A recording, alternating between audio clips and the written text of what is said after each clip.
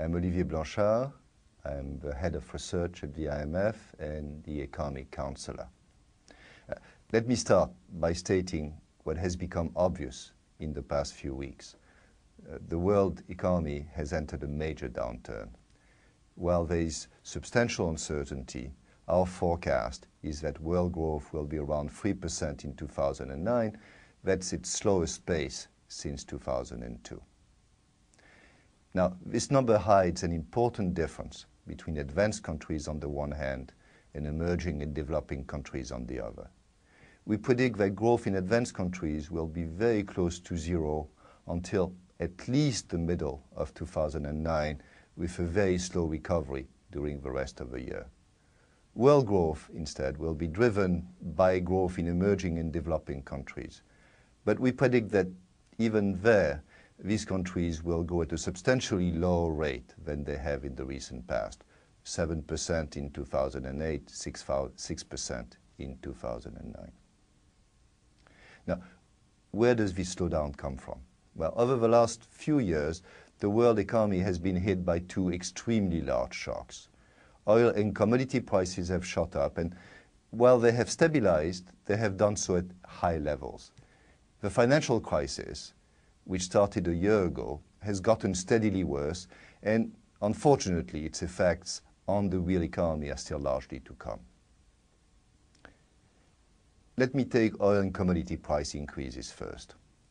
There were good reasons to fear that they would lead to a major stagflation, that is, a large decrease in activity, a large increase in unemployment, and a large increase in inflation. And this is what they had done in the 1970s. Well, this time, the world weathered the shock much better. In advanced countries, the effects on both output and inflation have been limited. In emerging and developing countries where the share of food and energy is much larger, the effects on inflation have been much stronger. But if this were the only shock, one could feel confident about the future. The other shock, and clearly the major news at this point, is the financial crisis. The essence of a well-functioning financial system is trust. I lend you if I can reasonably expect that you will repay me later. That trust is largely gone. Major financial institutions do not want to lend to each other, and when they have cash, they prefer to keep it rather than lend it to firms or households. Now, as we speak, plans are being put in place in many countries to help resolve the crisis.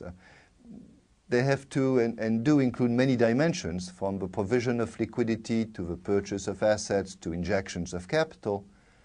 While there's still a lot of uncertainty about the details of these plans, one can reasonably hope that they will contain the crisis. But even in this case, trust and in turn credit will come back only slowly. And so for a long time, credit will be tight, slowing growth. Now, this is why we predict very low growth in advanced economies. And it is also why we predict lower growth in emerging countries. All emerging countries are going to face lower exports as a result of a slowdown in advanced economies, and some may suffer sudden stops, the sudden reversal of capital flows. Now, those with high reserves, strong fiscal positions, will be able to weather the storm, but others may definitely suffer large decreases in growth. Now, what about the role of policy in that context? Well, it is too late for policies to avoid the slowdown. It's already here. But strong policies can avoid even worse scenarios. In the short run, systemic financial plans are key. And in many countries, monetary and fiscal policies can help soften the effects of a decrease in demand. With such policies in place, it is reasonable to expect recovery to start in 2009 and then gather strength in 2010.